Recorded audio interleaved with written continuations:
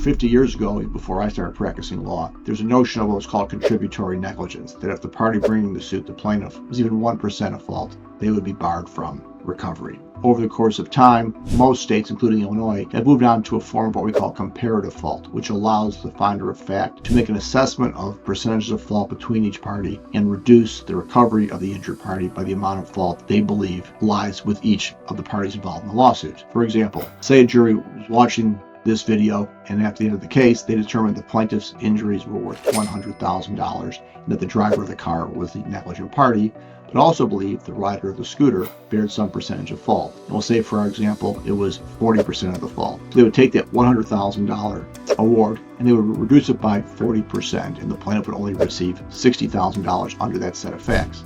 However, if the jury were to determine that the rider of the scooter was more than 50% at fault, their recovery would be barred. So here's a question for everyone out there watching.